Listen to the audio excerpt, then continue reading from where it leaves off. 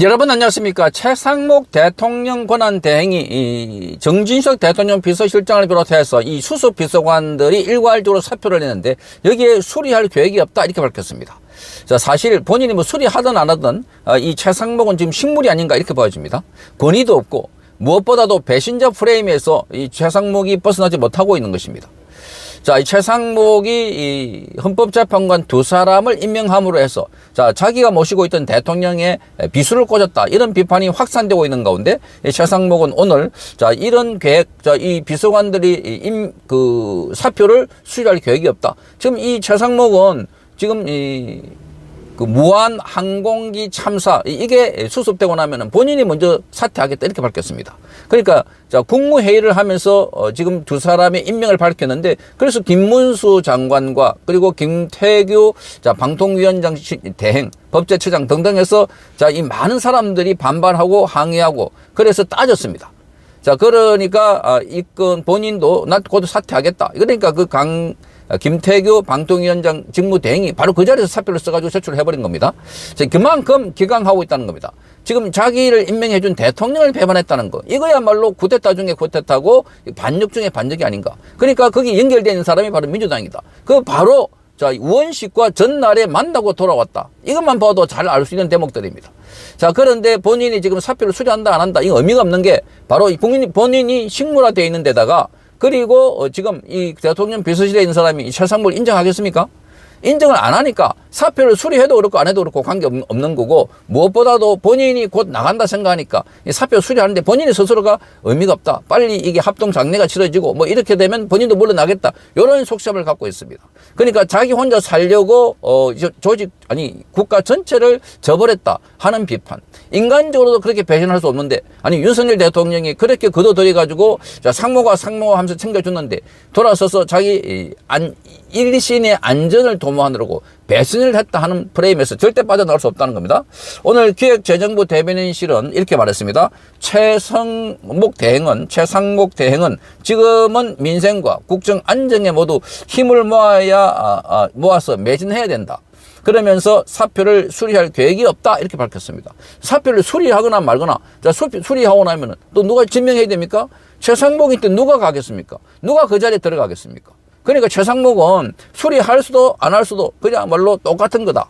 그러니까 최상목 말을 들을 사람도 없고 그냥 마지못해 오늘 1월 1일이니까 국립현충원에 갔을 때 그때 대통령 비서실장이 함께 간 겁니다. 자, 여기 보면은 누가 대통령이고 누가 비서실장이 자, 이 헷갈릴 정도입니다.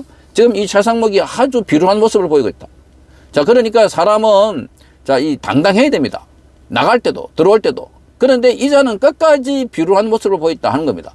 박근혜 전 대통령 때도 그때도 비서관으로 있으면서 본인은 싹 살아남고 그리고 그때 대통령이 탄핵당하고 그리고 체포돼서 4년 9개월 동안 구속된 걸 보면서 이번에 또 그런 말하자면 대통령을 배신하는 행동을 했다니까 국민들은 분통이 터지고 있는 겁니다. 그래서 지금 국민의힘도 마찬가지다. 국민의힘이 아니 이 대통령 한 사람이 지켜주지 못해서 이 대통령 관련해서 메시지를 못 내고 있다. 이 말이 안 되는 겁니다. 그러니 국민들이 나서고 있고 그러면 나중에 국민의힘은 설 자리가 없다. 지금도 설 자리가 없습니다. 사실. 이런 정당을 누가 밀어줍니까? 이런 정당의 지도자가 누가 있습니까? 그게 부각되는 사람이 있습니까? 이재명이 대선 후보로 31% 나온다고 하니까 국민의힘은 뭐 5% 9% 그래가지고 무슨 다음 대선을 치릅니까? 말도 안 된다. 그러니까 아예 지금 이 상황에서 국민의힘에서 새로운 지도자가 부상하려면 이 난국을 극복하고 그래서 영웅적인 행동을 하는 사람이 필요합니다. 말하자면 윤석열 대통령의 탄핵은 잘못된 거고 윤석열 대통령 복귀해야 된다. 강력하게 야당과 싸우는 사람, 그 사람이 다음 대통령이 될 사람입니다. 그 사람이 지도자입니다. 그 사람이 대한민국을 지키는 사람입니다. 최상목이 있는 사람이 나서가지고, 자, 이렇게 고개 숙여가지고, 이재명 밑으로 들어갈 듯이, 자, 이런 태도를 보였다는 거. 정말 비겁하지 않습니까? 이런, 대한민국은 이런 비겁자가 판치는 세상되다 보니까, 자, 이 지도자가 나오지 않고, 뿐만 아니라 문재인 밑에서 그렇게 고생을 해놔놓고, 다음에 또 이재명을 불러들여갖고, 또 5년을, 이재명은 얼마나 무지막지하게, 얼마나 많은 범죄를 저질렀습니까? 이런 자 밑에서 또 대한민국 5년을 보낸다는 것은 거의 대한민국을 해체하는 것과 마찬가지라고 보는 겁니다. 자, 그래서 지금 그 앞서가지고 대통령실은 정진석 비서실장과 성태윤 정책실장, 신원식 국가안보실장, 장호진 외교안보특보수석, 그리고 수석 비서관 전원이 최 대행에 대해서 사의를 표명했습니다. 자, 그러니까 임명권자가 이 대통령이니까 이 대통령 대행한다고 하니까 사의를 표명했는데, 그런데 뭐 지금 있어도 최 대행을 인정을 하지 않는다. 자, 영이 안 쓴다는 겁니다. 이 최 대행에 대해서 뭐 의전상으로 필요한 거 외에는 뭐가 지금 이 최 대행 보고 주겠습니까? 대통령 보고, 그래서 수석 비서관보도 해가온 걸 다 옆에서 지켜보고 있는데, 그런 대통령 수석 비서관이라면 핵심 참모입니다. 핵심 참모가 급하니까 대통령 등에 칼을 꽂는데 이걸 보고 누가 대통령 대행이라고 인정을 해주겠습니까? 자, 참모들 사이는 바로 이 정계선 조한창 헌법재판관 후보자를 임명한 데 대한 반발입니다. 자, 그래서 이 두 명을 임명하자 대통령실도 권한을 벗어난 행위다, 이렇게 강한 유감을 표했습니다. 그러니까 한덕수 대통령 권한대행도 본인이 탄핵을 각오하면서까지 그래서 버텼는데, 그런데 그 밑에 있는 최상목이가 배신을 했다 하는 게 국민들은 지금 기가 차는 겁니다. 그러니까 곳곳에 이 배신하는 사람들. 자, 그리고 더욱더 분노스러운 것은 국민의힘이 지금 나서가지고 윤석열 대통령을 지키겠다고 똘똘 뭉쳐야 되는데, 아니 자기 당을 지켜주기 위해서 자기 당의 국회의원들 가운데 부정선거로 때려진 사람들, 국회의원 될 사람들이 그걸 규명해 주겠다고 하고, 또 자기 당의 국회의원들이 막지 못한 입법 폭주, 이것을 대통령이 막으려고 나서고 있는데 자기 당의 대통령이 탄핵당하고 있는데 가만히 쳐다보고 있고 빨리 어떻게 되라는 식으로. 그러니까 지금 이 건을 놓고 대통령의 뭐 사법 처리나 대통령의 재판과 수사에 대해서는 우리는 관여하지 않는다, 일쿵저쿵 하지 않는다, 이게 지금 당의 원내 대표가 할 소리입니까? 정말 기가 차는 겁니다. 그러니 국민들은 이건 정당도 아니다, 이렇게 되어 있습니다. 그러니까 오늘 아침에 지금 딱 보니까 최상목도 그렇고 국민의힘의 비대위원장인 이 권영세도 그렇고 지금 이 현충원에 방문해갖고 뭐 선열들을 지키고 뭐 통합 잘해가지고 앞으로 좋은 날을 이끌어 나가겠다, 천만의 말씀. 지금 선열들이 하는 이야기는 빨리 가서 대통령부터 지키라 하는 겁니다. 여기 안 와도 좋으니까 빨리 대통령부터 지키라, 이게 선열들이 하는 말입니다. 선열들이 왜 필요했습니까? 자유 대한민국을 지키기 위해서. 그래서 많은 학도병부터 시작해서 장군까지 많은 사람들이 필요를 했습니다. 대한민국을 지키기 위해서. 그런데 이자들은 대한민국이 지금 어떻게 됩니까? 이재명의 정권을 갖게 되면 친중 정권, 친북 정권, 이런 우려가 많이 나오고 있는데, 자, 그러니까 여기부터 아니 멀쩡한 대통령을 왜 내란 수교로 몰아내는데 당신들이 가만히 있나? 현충원에 오지 말고 빨리 관저로 가든지 광화문에 가든지. 지난주 일요일 날 있었던 무한 사고가 정말로 우리한테 아직까지도 충격으로 남아 있습니다. 그래도 지금 한 시간이 조금 한 3, 4일 정도 지났음에도 불구하고 이게 뭐 전 세계적인 관심사가 되다 보니까 여러 지금 외신들도 이 사건에 대해 가지고 분석을 하고 있잖아요. 그래서 그런지 어느 정도 이제 원인이나 이런 것들이 꽤 많이 규명이 된 것 같습니다. 물론 아직까지는 뭐 다 완벽하게 이것 때문에 이랬다 이렇게 얘기할 수는 없지만 지금 이제 대부분의 사람들이, 전문가들이, 뭐 전 세계에 있는 전문가들이 총동원이 돼 있는 그런 느낌이다 보니까 사건에 대한 원인이 어느 정도 파악이 된 것 같습니다. 그리고 이제 그 조종사와 관제탑 사이에, 기장과 관제탑 사이에 블랙박스 같은 경우도 확보가 되어 있고, 그리고 지금 이제 그 내용도 계속해가지고 이제 확인이 되고 있다라는 거잖아요. 그래서 추가적인 이제 그 사항들까지도 확인이 되고 있다 보니까 금방 내용이 나올 것 같고요. 그리고 이제 또 근본적으로 지금 많은 사람들이 문제다라고 지적을 하고 있는 게 무안공항 그 자체입니다. 제가 이제 여러 번 영상을 통해 가지고 지적을 하고 있습니다만, 국민의힘도 그렇고 보수우파 국민들도 그렇고 지금 우리가 집중해야 되는 건 이 무안공항이 어떻게 해가지고 국제선이 정상적으로 저렇게 임명이 될 수가 있었나, 인정이 될 수 있었는가, 여기에 우리가 화력이라고 해야 될까요? 여기에 이제 우리가 포인트를 주목해야 되는 겁니다. 일단 많은 사람들이 지적하고 있는 것이 무안공항이 12월 8일 날 국제 노선이 정식적으로 이제 그 지정이 됐단 말이에요. 그러한 다음에 20일이 딱 지난 시점에 그렇게 이제 사고가 발생을 했던 겁니다. 근데 문제가 뭐냐? 무안공항 같은 경우는 활주로 공사, 연장 공사가 진행 중이었어요. 활주로가 조금 더 길었으면은 사고가 예방됐을 거다라고 많은 사람들이 지적을 하죠. 활주로 연장 공사가 진행 중이었습니다. 근데 그 연장 공사가 끝나지도 않은 상태에서 갑작스럽게 그렇게 국제 노선이 지정이 됐던 거거든요. 그리고 활주로 연장 공사가 끝나지 않았다 보니까 버드 버드 스트라이크를 예방할 수 있는 장치들이나 도구들 또한 마찬가지로 설치가 안 돼 있는 상태였습니다. 이미 2020년도 보고서에서도 그렇게 버드 스트라이크 문제가 지적이 되고 예방할 수 있는 장치들을 설치해야 된다라고 정확하게 적혀 있음에도 불구하고 활주로 연장 공사가 끝나지 않았다는 이유로 설치가 안 됐거든요. 그리고 또 궁극에 지금 문제가 되고 있는 게 가운데 있는 콘크리트 방벽 아닙니까? 어떤 그 외국의 전문가 같은 경우는 이런 것들을 설치해 놓은 것 자체가 범죄다라고까지도 얘기하고 있거든요.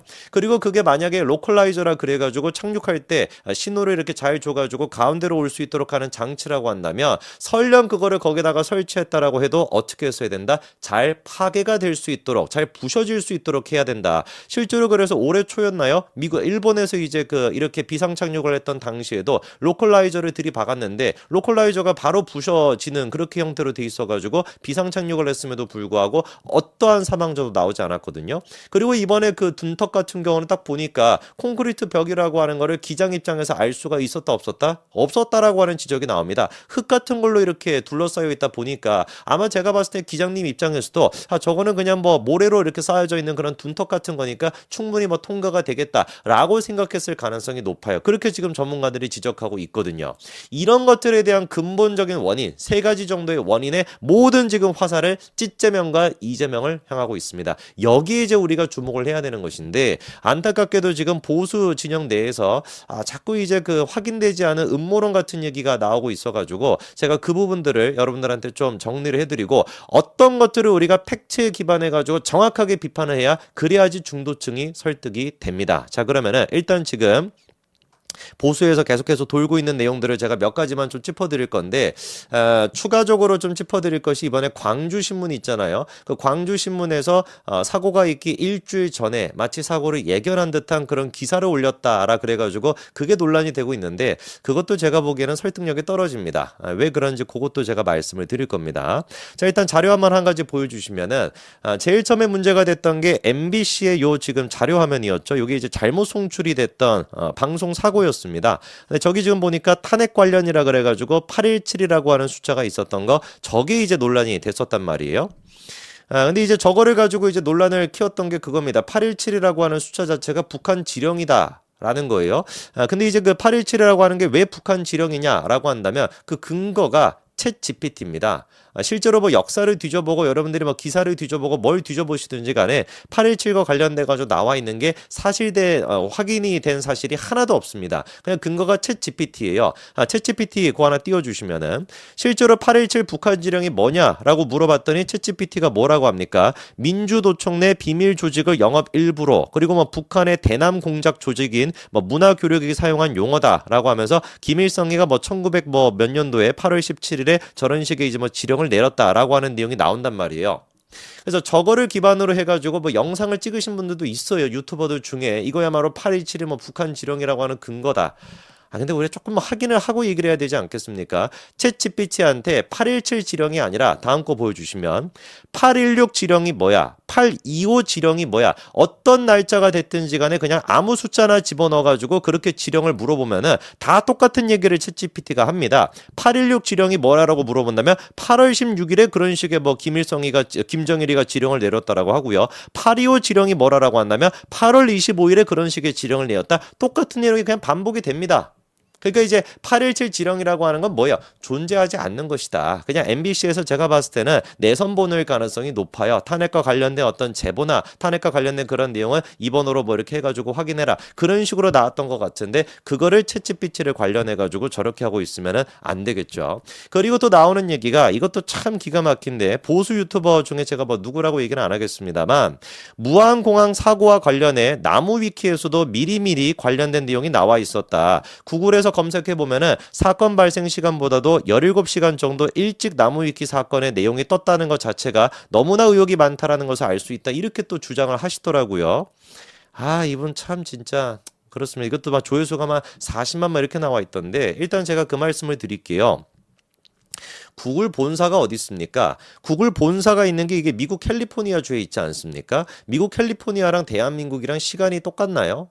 아니죠. 시차가 있습니다. 시차가. 그래갖고 17시간 정도 시차가 난단 말이에요. 그래서 구글 검색에 그 나오는 시간 자체가 나무위키에 그게 올라갔다라고 해도 구글에 이제 그 시차가 있다 보니까 본사와 시차가 있다 보니까 17시간 정도 빨라가지고 그냥 생기는 현상에 불과한 겁니다. 아무 의미가 없는 거예요. 미국의 그 시간과 대한민국 시간이 17 동시에 올렸다라고 해도 시차가 있으니까 17시간 빨리 올린 것처럼 그렇게 나타나는 현상에 불과한 거고요. 실제로 그래가지고 그 다음 거 띄워주시면 나무위키 같은 경우는 언제 작성이 됐는지 로그 기록을 확인할 수가 있는데 요 문건이 제일 처음 작성이 됐던 게 언제입니까? 2024년도 12월 29일 9시 33분 15초 아침 9시 33분에 작성이 됐다라는 게 확인이 됩니다. 그럼에도 불구하고 무슨 뭐 구글 검색을 해봤더니만 17시간 먼저 적혀 있었어. 그러니까 뭔가 뭐 북파 공작원들이 미리 이거를 짜놓고 무한 사고를 뭐 일으킨 거야.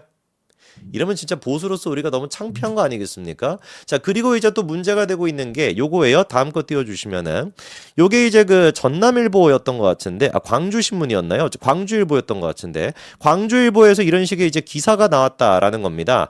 제주항공 이제 뭐 이렇게 해가지고 있는데 문제가 기사가 기록돼 있는 시점을 한번 보십시오.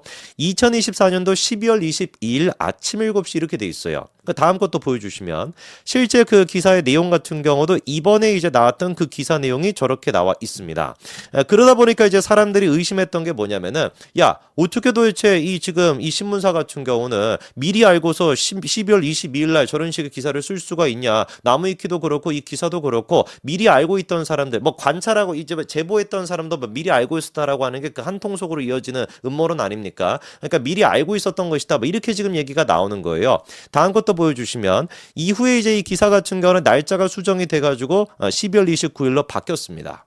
자, 그러면은 우리가 이제 하나하나씩 따져봐야 되는 게 이거죠. 정말로 저 기사가 12월 22일에 작성이 됐는가 이거를 따져봐야 되는데 그때 작성이 됐다라고 주장하는 사람들의 근거가 저 기사의 로그 번호 같은 거예요. 다음 거 보여주시면은 자, 요게 이제 그 아카이브에 실제로 기록이 돼 있는 저 기사의 원본의 이제 그 로그 기록입니다. 다음 거 보여주시면 저 주소록에 지금 제가 주황색 표시한 거 보이시죠? 저게 이제 각각의 이제 그 뉴스마다 고유 번호 같이 저런 식의 번호가 이제 부여가 되게 되는 것인데 저거를 갖다가 다음 자료 보여주시면 요렇게 이제 그 로그 기록에 맞춰가지고 그 다음 것도 보여주시면 시간을 갖다가 저 아까 그 기사에 있었던 저 고유 번호를 갖다 입력을 해보니까 날짜가 언제로 나옵니까? 12월 21일 저녁 10시 요렇게 이제 되어 있는 걸 우리가 알 수가 있죠. 자, 그러면은 저거를 지금 주장하시는 분들은 그거 야 이거 맞지 않냐? 저 지금 신문 기사의 고유 번호를 가지고 우리가 로그 기록을 해가지고 해보니까 정말로 저 시간에 작성이 된 게 맞네. 이렇게 생각하실 수가 있는데 근본적으로 신문의 고유 번호라고 하는 저 숫자가 뭐가 아니냐면요 로그 기록이 아닙니다. 그러니까 저 아까 전에 그 고유 번호라고 하는 그 숫자 자체가 12월 22일에 작성됐다라고 하는 로그 기록을 보여주는 게 아니라고요. 나무위키 같은 경우는 로그 기록이 남습니다. 그래서 몇 시에 그게 작성이 되고 몇 시에 편집이 되냐 다 남아 있는데 신문 그 뉴스의 그 번호 같은 경우는 이 번호를 가지고 역행으로 추적했다라 그래가지고 언제 작성이 됐는지 알 수 있는 게 아니에요. 예를 들어 가지고요. 다음 거 보여주시면은 실제로 제가 지금 뭐 보여드리는 건데 요거는 지금 어떤 상태입니까? 12월 29일로 날짜가 수정이 되어 있죠. 날짜가 수정이 되어 있음에도 불구하고 고유 번호가 바뀝니까? 안 바뀝니까? 똑같이 일치가 되어 있습니다. 그러니까 제가 정리를 해드리면은 제일 처음에 이거를 12월 22일에 올렸다라고 한들 29일에 수정해가지고 올렸다라고 한들 그 신문의 그 뉴스의 고유 번호는 바뀌지가 않는 거기 때문에 그 번호를 추적해가지고 언제 작성이 되는지 알 수 있는 게 아니라는 거죠. 로그 기록이 남아있는 게 아니고서 알 수가 없는 겁니다. 왜 그러면 도대체 12월 20일로 된 거냐? 그냥 간단한 거예요. 실수인 겁니다. 실수. 기사를 작성할 때 뭐 달력 같은 걸로 이런 식으로 이런 어떤 그 신문사 같은 거는 작은 또 신문사다 보니까 그냥 달력에 이렇게 클릭해가지고 날짜 같은 걸 할 수가 있는데 그 날짜를 잘못 클릭했다가 데스크에서 그걸 확인을 못하고 바로 그냥 업로드를 시켰을 수도 있고요.